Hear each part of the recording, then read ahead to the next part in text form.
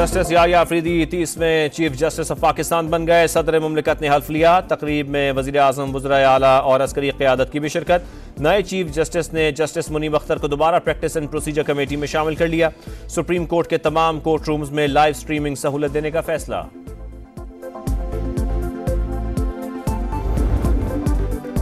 रावलपिंडी का मैदान शाहीनों के नाम। तीसरे और फैसला कुन टेस्ट में इंग्लैंड को 9 विकेटों से हरा दिया। कौमी टीम ने 36 रन का हदफ 1 विकेट पर हासिल किया।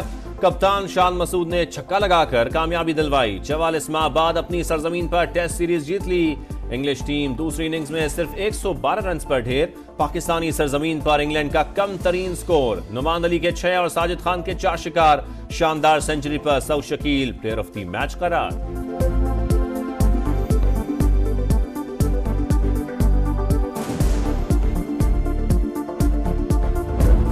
साजिद खान और नुमान अली की जबरदस्त परफॉर्मेंस। इंग्लिश बैटर्स को स्पिन जाल में कैद कर लिया। पाकिस्तान की तारीख में चौथी बार तमाम 20 विकेटें स्पिनर्स ने हासिल की। ऑफ स्पिनर ने मैच में 10 और नुमान अली ने 9 खिलाड़ियों को पवेलियन भेजा। सीरीज में 19 विकेटें लेने पर Sajid Khan player of the series करार। बोले ये अवार्ड नुमान अली के साथ शेयर होना चाहिए था।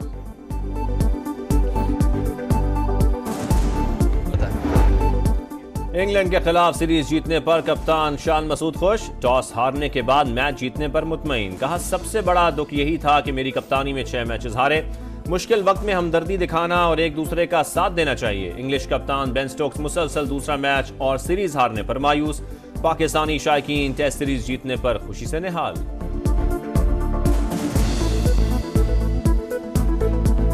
इस बात की बहुत ज़्यादा खुशी है कि पाकिस्तान ने इंग्लैंड से विन किया है और हमारा नाम रोशन किया पाकिस्तान का। बड़ी खुशी हुई है हमें कि पाकिस्तान जीता है। मेरे तो अभी भी हार्ट बीट इतनी फास्ट हुई है, मुझे इतना अच्छा लगा, मुझे बहुत खुशी हुई। वैसे तो मैं कभी आती नहीं हूँ यहाँ पे देखने, फर्स्ट टाइम आई हूँ, मुझे अच्छा एक्सपीरियंस हुआ है। स्पिनर्स ने बहुत अच्छी परफॉर्मेंस की है और हम आइंदा भी होप रखते हैं कि इसी तरह की और ऑसम परफॉर्मेंस हो।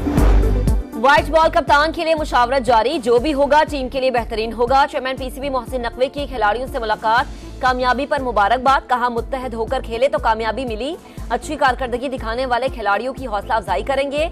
सेंट्रल कॉन्ट्रैक्ट को जल्द हतमी शक्ल देंगे। कप्तान शान मसूद ने मोहसिन नकवी को खिलाड़ियों के दस्तखत वाली shirt the.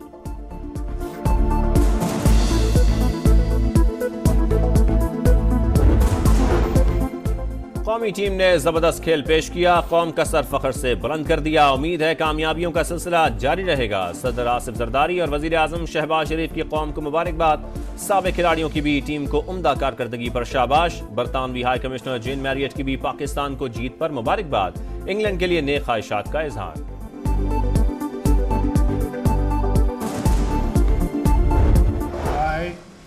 I, Justice Yahya Afridi, I will bear true faith and allegiance to Pakistan. I will discharge my duties and perform my functions honestly in accordance with the Constitution of Islamic Republic of Pakistan. Justice Yahya Afridi chief justice of Pakistan बन गए। सदर मुमलिकत आसिफ अली जरदारी ने हल्फ लिया। तकरीब में वजीर आजम, वज़राए आला, अस्करी क़यादत, जजेस, चेयरमैन सेनेट, स्पीकर कौमी असम्बली और विफाकी वज़रा की शिरकत। फुल कोर्ट रेफरेंस पीर को होने का इम्कान। वजीर आजम का नए चीफ जस्टिस के लिए नेक ख्वाहिशात का इजहार। कहा चीफ जस्टिस याहिया अफरीदी का तजुर्बा, इल्म और फहम कानून अदलिया की मदद करेगा।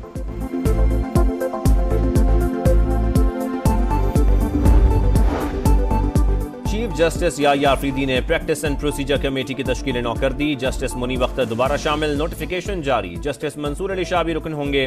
कमेटी में 20 सितंबर के ऑर्डिनेंस के बाद तब्दीली की गई थी। साबिक चीफ जस्टिस काजी फाइज ईसा ने जस्टिस अमीनुद्दीन को कमेटी में शामिल किया था।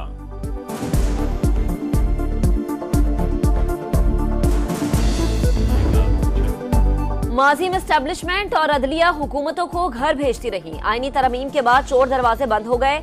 उम्मीद है पाकिस्तान को नुकसान नहीं पहुंचाया जाएगा। राना सनाउल्लाह की प्रेस कॉन्फ्रेंस। पीटीआई से डील की खबरों की तरदीद।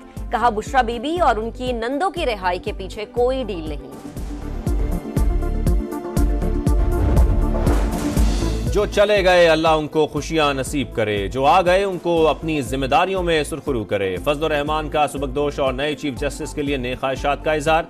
कहा ऑपोजिशन में हैं और आइंदा भी रहेंगे। आर्टिकल 8 में तरमीम की तजवीज से मुकम्मल इनकार किया। एजेंडे से निकलवाया। ऑपोजिशन की दीगर पार्टियों को भी एतमाद में लेता रहा।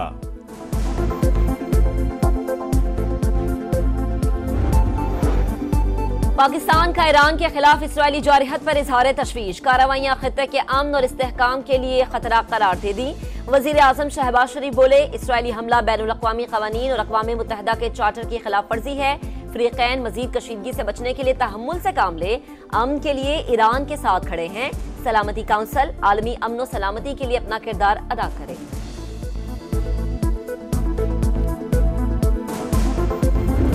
इसराइल खित्ते का अमन तबाह करने पर तुल गया। ईरान पर 100 जंगी तैयारों और ड्रोन से हमला। एक ही रात में 3 मरतबा बमबारी। तेहरान, शिराज, इस्फहान और कराची में 20 मकामात को निशाना बनाया। फौजी अड्डों और इमाम खमीनेई इंटरनेशनल एयरपोर्ट पर भी मिसाइल बरसाए। ईरान का जदीद दिफाई निजाम की मदद से हमला नाकाम बनाने का दावा। 2 फौजियों के जाँ बहक होने की तस्दीक। इसराइल को पूरी ताकत के साथ जवाब देने का ऐलान।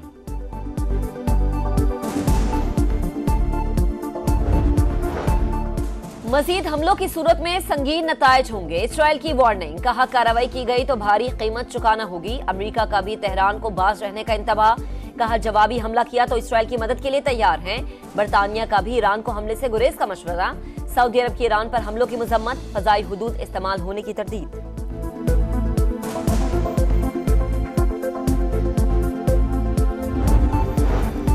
गजा में इसराइली दहशतगर्दी बरकरार। कमाल उद्वान अस्पताल पर हमला। 600 मरीज और तिबी अमला महसूर। शाती पनाह गुज़ीन कैंप में इमदाद के मुंतज़िर शहरियों पर भी बमबारी।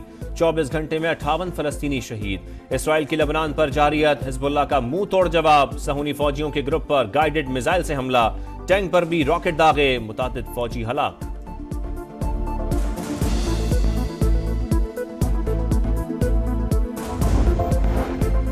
पाकिस्तान जमहूरियत, इंसानी हुकूक और कानून की हुक्मरानी का पाबंद। नायब वजीर आजम इसहाक डार का दौलत मुश्तरका कॉन्फ्रेंस से खिताब। कहा, आलमी मालियाती मार्केट तक महदूद रसाई की वजह से कई शोबों में चैलेंजेस का सामना है। बेहतर आलमी मालियाती निजाम की तश्कील के लिए कसीरुल जहती ताउन को मुस्तहकम करे। तिजारत और सरमायाकारी बढ़ाने के लिए मसनूई जहानत का सहारा लेना होगा।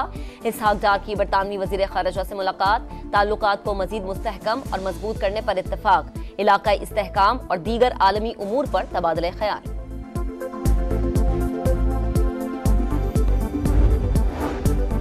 शिमाली वजीरिस्तान के इलाके मीर अली में खुदकुश हमला। 4 एहलकारों समेत 8 अफराद शहीद, 6 जख्मी। पुलिस के मुताबिक हमलावर ने बारूद से भरा रिक्शा चेक पोस्ट से टकराया।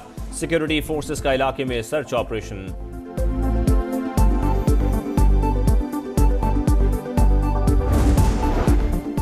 संगजानी में कैदी वैन्स पर हमले और मुल्जिमान को छुड़वाने का केस। 82 मुल्जिमान का 2 रोजा जिस्मानी रिमांड मंजूर। वाक़े का मुकदमा दर्ज। दहशतगर्दी समेत दीगर संगीन दफात शामिल। FIR के मुताबिक मनसूबाबंदी जेर हिरासत मुल्जिमान की पेशी के मौके पर की गई। गाड़ी में सवार मुल्जिमान ने भी हमला किया।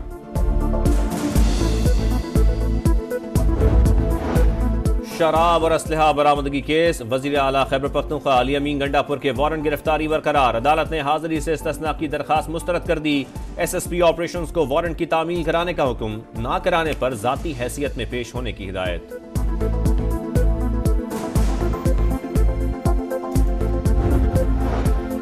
बिजली गैस कनेक्शन मुनक़ता करने और मोबाइल सिम्स की बंदिश की धमकी काम कर गई। इनकम टैक्स गोशवारों में 100% इजाफा हो गया। फाइलर्स की तादाद 48 लाख से तजावुज कर गई। गोशवारों के साथ 123 अरब से ज्यादा टैक्स भी जमा कराया गया। 38% ने काबिले टैक्स इनकम सिफर जाहिर की।